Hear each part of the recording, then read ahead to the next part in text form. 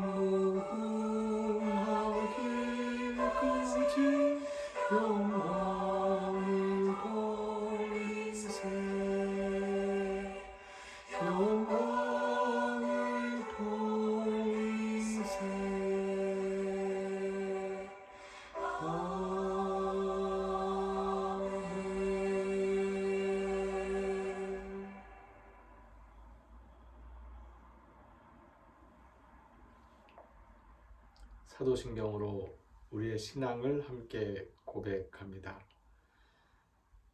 나는 전능하신 아버지 하나님, 천지의 창조주를 믿습니다. 나는 그의 유일하신 아들, 우리 주 예수 그리스도를 믿습니다. 그는 성령으로 잉태되어 동정녀 마리아에게서 나시고 본디오 빌라도에게 고난을 받아 십자가에 못 박혀 죽으시고 장사된 지 사흘 만에 죽은 자 가운데서 다시 살아나셨으며 하늘에 오르시어 전능하신 아버지 하나님 우편에 앉아 계시다가 거기로부터 살아있는 자와 죽은 자를 심판하러 오십니다. 나는 성령을 믿으며 거룩한 공교회와 성도의 교제와 죄를 용서받는 것과 몸의 부활과 영생을 믿습니다. 아멘. 이어서 침묵으로 기도하는 시간입니다.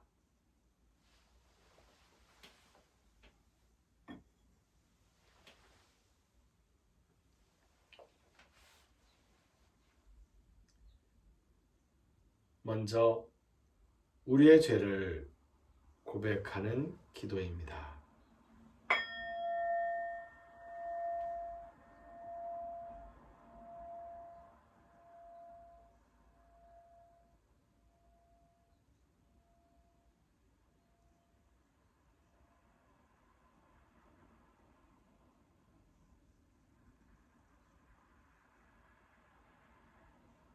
이어서 감사의 기도, 우리의 마음의 소원을 담아서 감사의 기도를 드립니다.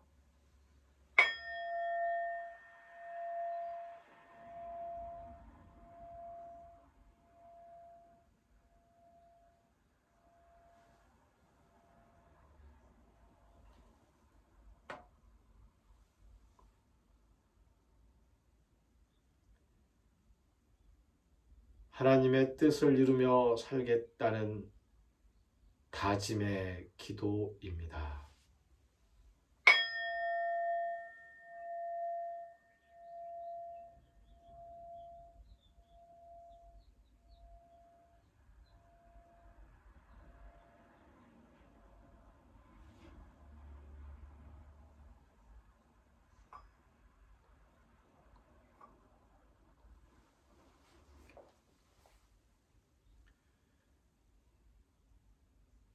우리가 우리의 죄를 고백할 때 우리는 죄를 용서받는다는 것이 얼마나 큰 은혜이며 감사인지를 깨닫게 됩니다. 나에게 잘못한 사람들을 용서하며 살겠다는 그 실천을 다짐하게 됩니다. 우리의 길을 인도하여 주시옵소서.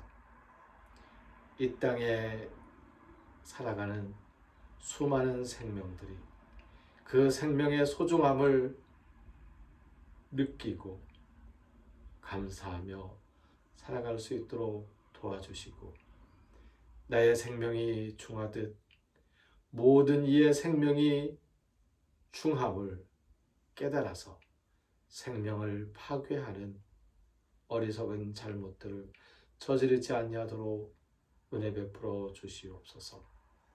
수많은 곳에서 발생하는 다툼과 전쟁들, 그 속에서 평화를 위해 애쓰는 일꾼들의 땀을 기억하여 주시옵소서. 이 땅의 전쟁이, 모든 전쟁이 속히 그칠 수 있도록 은혜를 베풀어 주시옵소서. 이제 예수님께서 우리에게 가르쳐 주신 기도를 함께 드립니다. 하늘에 계신 우리 아버지, 아버지의 이름을 거룩하게 하시며 아버지의 나라가 오게 하시며 아버지의 뜻이 하늘에서와 같이 땅에서도 이루어지게 하소서. 오늘 우리에게 일용할 양식을 주시고 우리가 우리에게 잘못한 사람을 용서하여 준 것 같이 우리 죄를 용서하여 주시고 우리를 시험에 빠지지 않게 하시고 악에서 구하소서. 나라와 권능과 영광이 영원히 아버지의 것입니다. 아멘.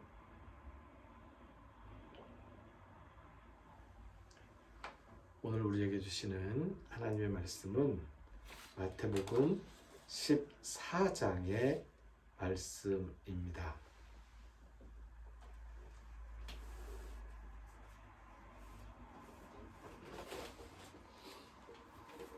마태복음 14장 1절부터 36절까지의 말씀을 읽겠습니다. 그때에 분봉왕 헤롯이 예수의 소문을 듣고 그 신하들에게 이르되, 이는 세례 요한이라. 그가 죽은 자 가운데서 살아났으니 그러므로 이런 능력이 그 속에서 역사하는도다 하더라.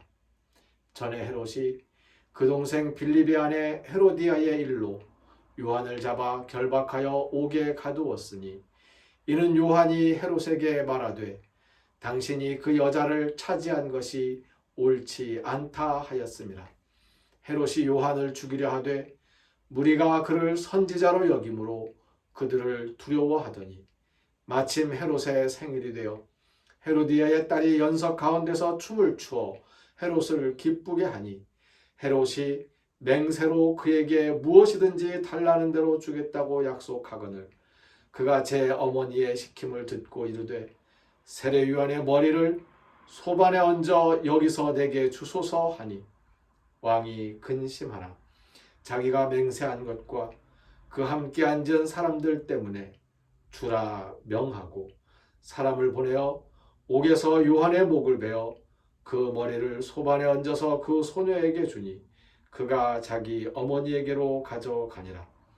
요한의 제자들이 와서 시체를 가져다가 장사하고 가서 예수께 아뢰니라. 예수께서 들으시고 배를 타고 떠나사 따로 빈들에 가시니 무리가 듣고 여러 고을로부터 걸어서 따라간지라. 예수께서 나오사 큰 무리를 보시고 불쌍히 여기사 그 중에 있는 병자를 고쳐 주시니라. 저녁이 되매 제자들이 나와 이르되, 이곳은 빈들이요 때도 이미 저물었으니 무리를 보내어 마을에 들어가 먹을 것을 사 먹게 하소서. 예수께서 이르시되, 갈 것 없다. 너희가 먹을 것을 주라. 제자들이 이르되, 여기 우리에게 있는 것은 떡 5개와 물고기 2마리 뿐이니이다.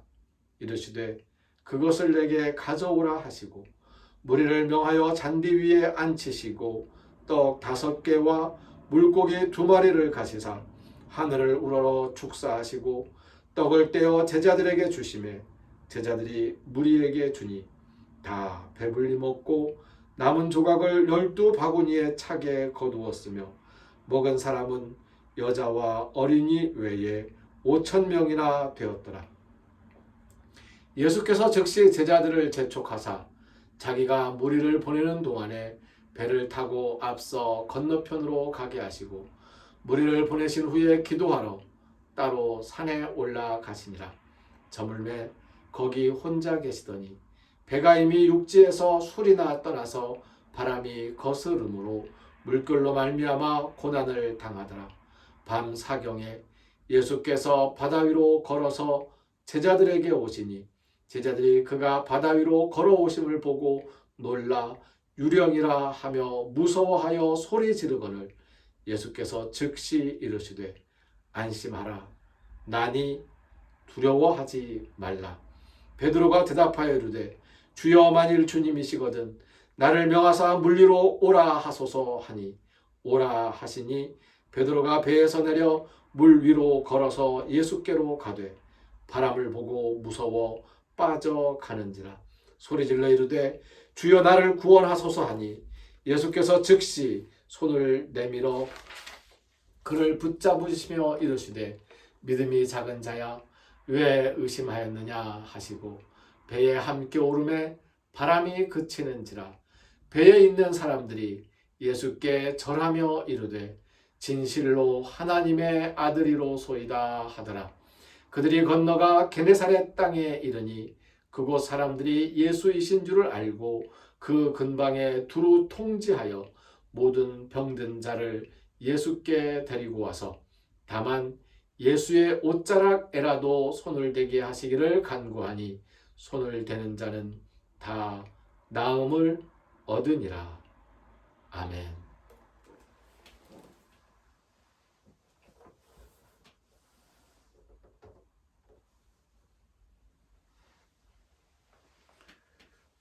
오늘 말씀의 제목을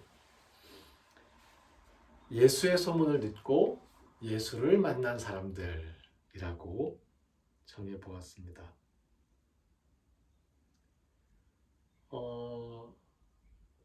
오늘 말씀 첫 부분에는 예수의 소문을 들은 한 사람의 이야기가 나옵니다. 바로 헤롯입니다. 헤롯이 예수님의 소문을 들었습니다. 예수님의 소문을 듣고 헤롯은 이런 생각을 합니다. 세례 요한이 다시 살아났구나. 두려워합니다. 예수의 소문을 듣고 두려워하는 마음을 갖게 된 것이죠. 사람들도 예수의 소문을 들었습니다. 예수님의 소문을 들은 사람들은 두루 통지하여 더 많은 사람들에게 알립니다. 예수님의 옷자락에라도 손을 대고 나음을 얻을 수 있다고 믿었기 때문입니다. 예수의 소문을 듣고 예수를 두려워하며 숨은 사람이 있는가 하면 예수님의 소문을 듣고 더 많이 알려서 예수님을 만나는 사람들이 있었습니다. 다르지요. 예수님의 소문을 들었다고, 같은 이야기를 들었다고, 같은 반응을 보이는 것이 아닙니다. 제자들이 물리로 걸어오시는 예수님을 봅니다. 보는 것만으로는 예수님이신 줄을 알아볼 수가 없었습니다. 유령이라고 소리 지르며 두려워합니다. 예수님께서 나다, 두려워하지 말라 라고 말씀하십니다. 물리로 걸어오시는 예수님을 확인한 제자는 자기도 물리로 걸어갈 테니 명령해달라고 요청합니다. 저보고 오라고 해주십시오. 예수님께서 오라고 말씀하시니 제자는 물리를 걸어서 예수님께 갑니다. 하지만 제자는 바람을 보았습니다. 무서웠고 그리고 물리로 걷던 그 발이 물속으로 빠져들어가게 됩니다. 소리를 지르지요. 나를 구원하소서. 예수님께서 손을 내밀어서 올려주십니다. 그리고 말씀하십니다. 믿음이 적은 자야, 왜 의심하였느냐.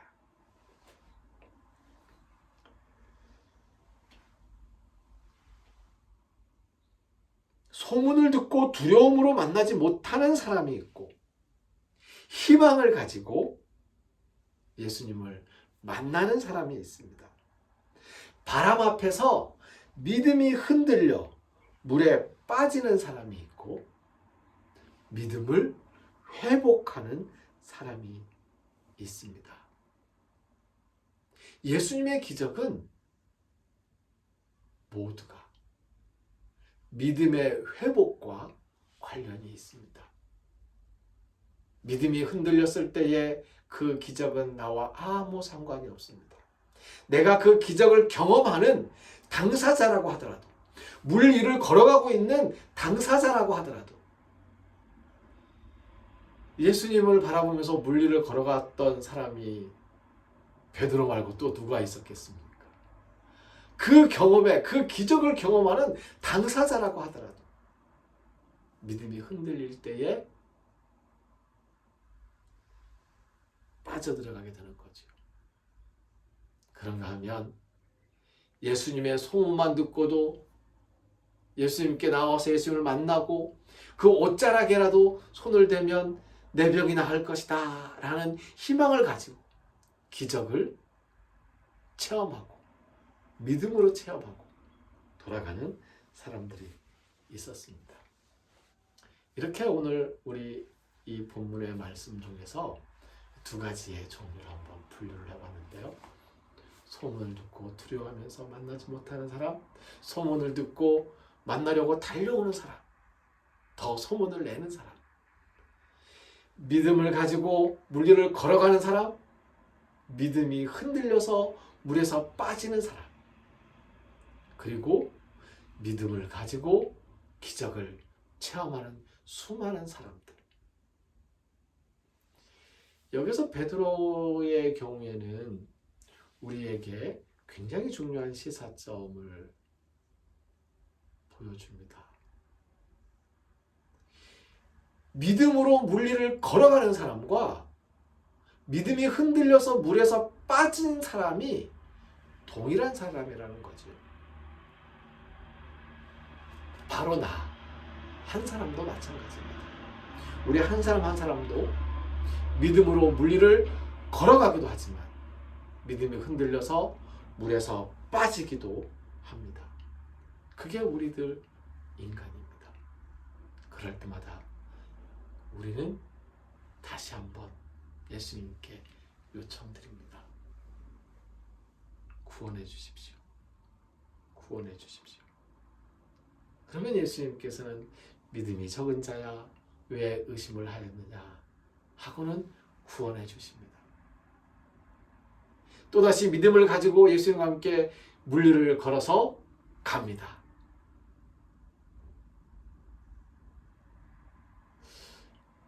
손을 잡고 걸어간 것이 아니라면 또다시 빠질 수도 있는 거예요. 믿음이 흔들려서 또다시 건져주시겠지요.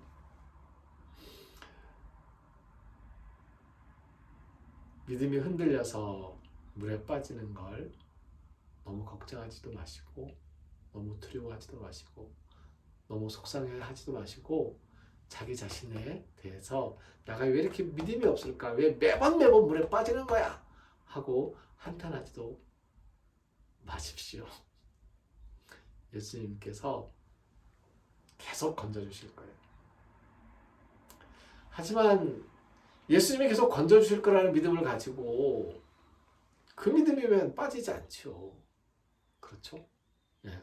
예수님이 계속 건져주실 거라는 믿음을 가지고 그 믿음이라면 빠지지 않을 텐데 믿음이 흔들려서 자꾸 물에 빠지는 그런 어리석음은 우리가 줄여나가야 되지 않겠습니까? 줄여나갑시다.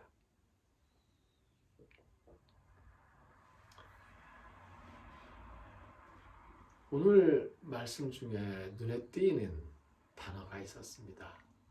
즉시, 즉시, 즉시.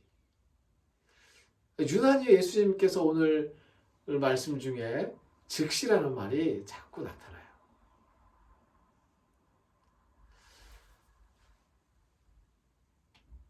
예수님께서는 우리의 필요에 대해서 미루지 않고 바로 필요한 그 순간에 즉시 응답하시고 즉시 은혜를 베풀어 주시는 분이시고 우리가 해야 할 일을 즉시 알려주시는 분이십니다. 미리 챙겨주십니다. 또 한 가지 오늘 말씀에서 우리가 생각해야 할 것이 있습니다. 오병이어의 기적이 예수님을 더 크게 소문나게 하는 그 전환점이 되거든요. 떡 5개와 물고기 2마리로 어린이와 여인들을 제외하고서 장정들만 5,000명이 그러면은 어린이와 아이들까지 합치면 5,000명도 넘는 사람들이 10,000명인지 15,000명일지 수만 명일지 모르는 그 사람들이 함께 나누어 먹었다는 것. 이게 소문날 일이에요. 이미 예수님의 소문이 나기 시작했는데 그래서 세례 요한이 그 예수님의 소문에 대해서 그 세례 요한을 죽였던 헤롯이 세례 요한이 살아났다라고 두려워할 정도로 예수님의 소문이 나기 시작했는데 더 크게 소문날 일이 벌어진 거죠. 언제? 세례 요한의 죽음 이후에 세례 요한의 죽음을 예수님께서 세례 요한의 제자들에게 들으시고 그리고 이제 거칠 것 없이 소문나는 것을 다 드러내시면서 예수님의 사역을 하시기 시작한 것입니다. 알리지 말라, 알리지 말라, 숨기고 그러셨던 예수님이 이제는 드러내어서 자신의 사역을 행하고 계신 거지요.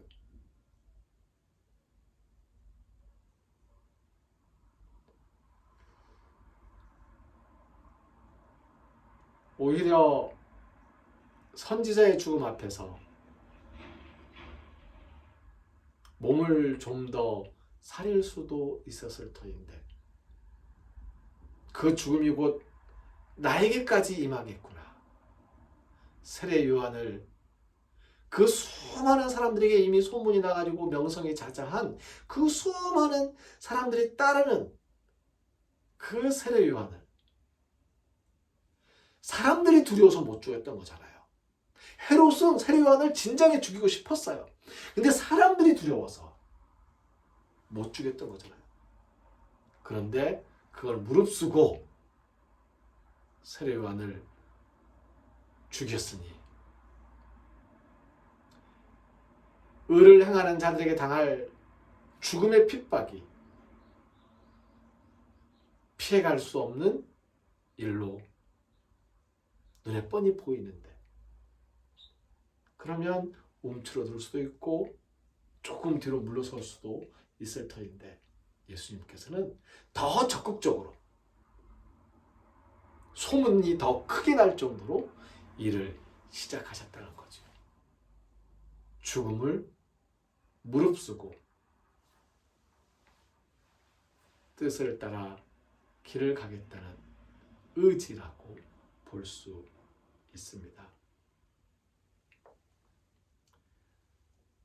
마지막으로 한 가지 더 짚어보고 싶은 것은 오병이어의 기적입니다.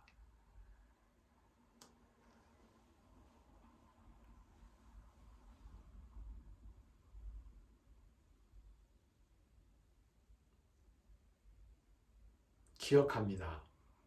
예수님께서 막 금식을 마치시고 금식을 마치실 때쯤이죠. 금식을 마치실 때쯤에 거의 40일이 다 되어갈 때 사탄이 예수님에게 그 배고픔을 자극하면서 돌덩이로 떡을 만들어 먹을 수 있지 않느냐.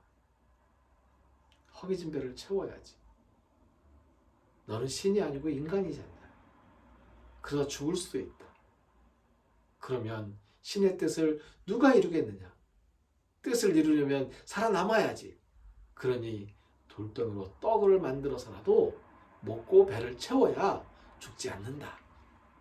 뒤에 제가 여러 가지 말을 상상 속에 덧붙여 보았습니다만 아무튼 돌덩이로 떡을 만들어 먹으라고 했던 거죠.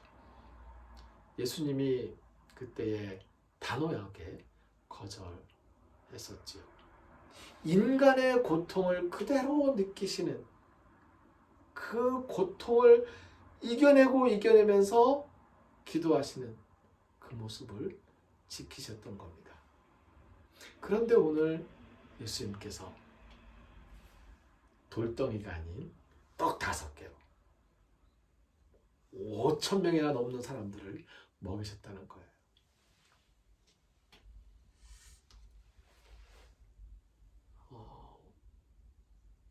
예수님의 기적을 좀 폄훼할 의도로 말씀드리는 것이 아닙니다. 지금부터 드리는 말씀이 예수님의 기적을 우리는 분명히 알고 있습니다.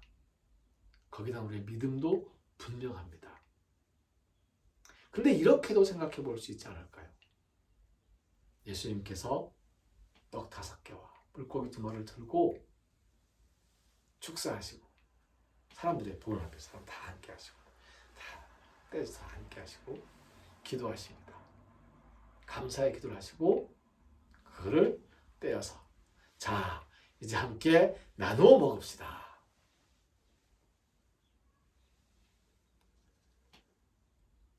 거기에 모인 모든 사람들이 자기가 먹을 것이 하나도 없는 사람들이었을까요?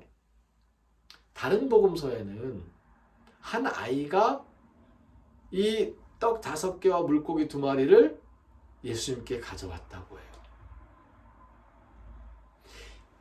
한 아이조차 자기 먹을 도시락을 챙겨온 상황이었어요. 그럼 다른 사람들은 자기 먹을 것을 보찜에다가 허리춤에다가 안 가지고 왔을까요? 가지고 온 사람도 있었을 거예요. 못 가지고 온 사람도 있었을 것이고 아예 도시락 따위는 챙길 수도 없이 한 며칠 굶은 사람들도 그 중에는 있었을 거예요. 아주 많이. 예수님께서 축사하시고 함께 떡을 떼어 나눠 먹읍시다.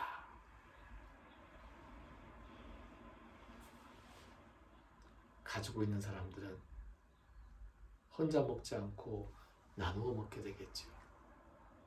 그래서 남은 것이 12광줄이나 12바구니나 차고 넘치도록 남았다는 겁니다.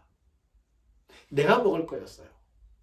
근데 예수님께서 떡을 떼고 이제 함께 나눠 먹읍시다 하는 순간 사람들이 이거 내가 먹을 건데 하지 아니하고 나눔을 시작하고 그 나눔의 결과는 모두가 배불리 먹고도 12광줄이나 남을 정도로 그렇게 나눔의 역사가 일어났다는 것입니다.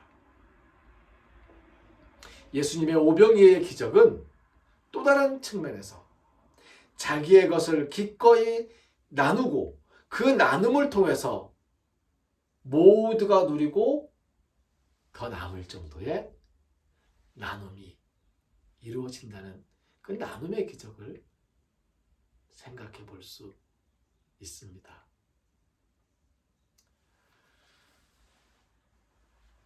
먹을 것이 있는 사람들은 내 필요한 것보다 더 많이 있는 경우가 있습니다. 먹을 것이 없는 사람들은 내 필요량을 채우지 못할 만큼 기아에 허덕이기도 합니다. 비단 먹을 것만이 아니고요. 우리 삶에 필요한 모든 것들이 다 그렇습니다. 그런데 일단 나누게 되면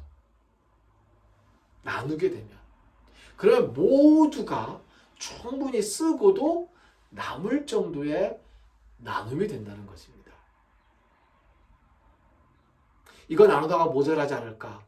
그런 일은 벌어지지 않습니다. 나눔이라는 것은 나누고 나면 모두가 충분히 쓰고도 모두가 충분히 먹고도 훨씬 더 많이 남을 정도로 그렇게 전개되는 것이 그게 나눔의 기적이에요. 예수님께서 오병이어를 통해 나눔의 기적, 풍요가 나눔으로부터 공동체의 나눔으로부터 풍요가 확인된다는 것을 보여주신 것입니다. 오늘 말씀 다시 한번 정리합니다. 소문을 듣고 예수님을 만나는 사람이 됩시다. 믿음이 흔들리지 아니하고 믿음을 회복하는 사람이 됩시다. 그리고 나누는 사람이 됩시다. 나누어서 더 큰 풍요를 누릴 수 있음을 그 믿음을 우리가 지키면서 이 세상 희망 속에 살아갈 수 있게 되기를 진심으로 축복합니다.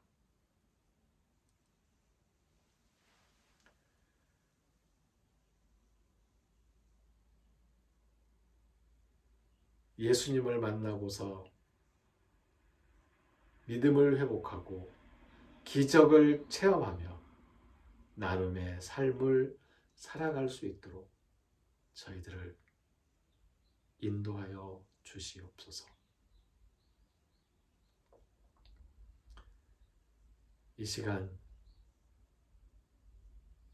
예배하는 것이 우리의 몸과 마음을 드리는 것인 줄 알고 주일 헌금을 정성껏 드린 손길들이 있습니다. 하나님께서 우리에게 허락하신 물질들 중에서 거룩하게 10분의 1을 구별하여 하나님의 것으로 11조를 드린 손길들이 있습니다. 마음에 간절한 소원을 담아서 넘치는 감사의 헌금을 드린 손길도 있습니다. 기도하는 것 하나하나의 그 마음을 헤아리시고 더 좋은 것으로 준비하시고 채워주시는 하나님의 은혜 베풀어 주시옵소서. 이제는 우리를 죽음에서 살리시는 주 예수 그리스도의 은혜와 하나님의 크신 사랑과 성령님의 교통하시며 함께 하시는 은총의 역사가 함께 예배하는 우리 모두 위에 이제로부터 영원까지 항상 함께하옵시기를 간절히 축원하옵나이다. 아멘.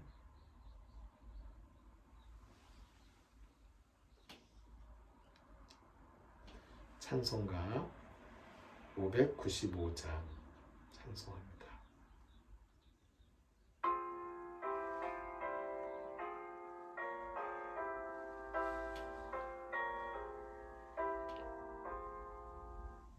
나 맡은 본분을 구주를 높이고 문 영혼 구원 얻도록 잘 인도함이라. 부르심 받들어 내 형제 섬기며 구주의 뜻을 따라서 내 정성 다하리.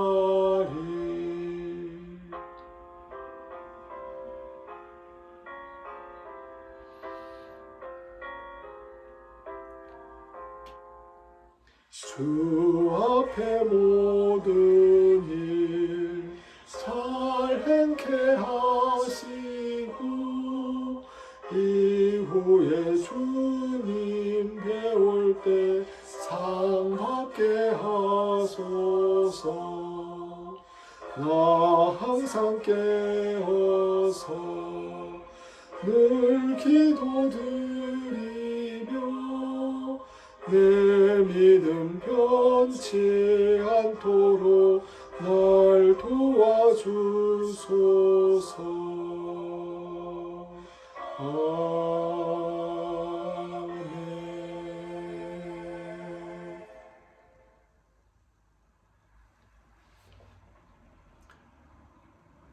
영상 예배는 유튜브와 페이스북에서 동해천 순례자의 교회를 검색하시고 참여하시면 됩니다.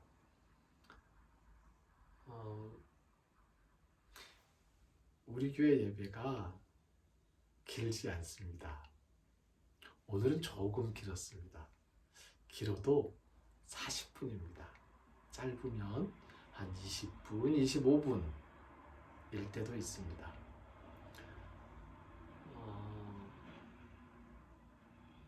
더 많은 사람들이 함께 예배를 드리기 바라는 마음에서 예배 시간을 가능하면 30분에 맞춰서 드리려고 노력하고 있습니다. 유튜브로 한 20분 정도는 사람들이 볼만할 것 같거든요. 그래서 소문을 좀 내는 그런 소문을 낼 때 소문 낼 때 이렇게 소문을 내주시면 좋을 것 같아요. 동해천 순례자의 교회 예배를 드리면 예배 시간에 성경 말씀을 참 길게 읽어주시더라. 그 예배를 통해서 성경 말씀을 길게 읽으면서 들으면서 묵상하는 기회가 되더라. 이게 소문났으면 좋겠어요. 그리고 또 한 가지는 성경 말씀을 길게 읽으시는데 설교는 정말 짧더라. 어떤 때는 설교 한 5분 하는 것 같기도 하고 어떤 때는 설교 시간이 한 10분, 15분을 넘기지 않더라. 그러니 짧게 한번 이 두 가지 소문이 좀 났으면 좋겠습니다. 설교를 잘하더라, 설교에 능력이 있더라, 하나님의 말씀을 정말 잘 풀어서 정말 새롭게 이해를 시켜주시더라, 이런 소문은 별로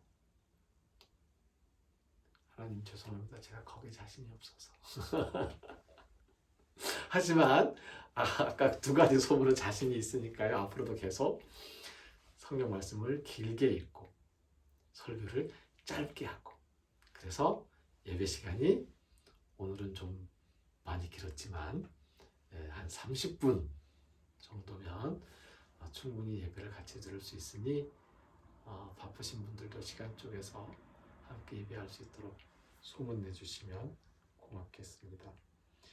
제주노회에 교회 설립 청원을 하려고 합니다. 걱정되는 일들이 참 많습니다. 그럼에도 불구하고 하나님의 인도하심을 따라 준비해 나가겠습니다. 기도해 주시기 부탁드립니다.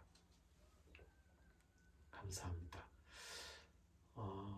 오늘 예배를 이렇게 마칩니다. 행복하시고 건강하십시오. 사순절 기간입니다. 예수님의 고난도 묵상하시면서 우리의 고난을 이겨낼 수 있기를 바랍니다. 우크라이나의 그 전쟁통의 난민들, 그 고통에서 빨리 놓여졌으면 좋겠습니다. 기도해 주시기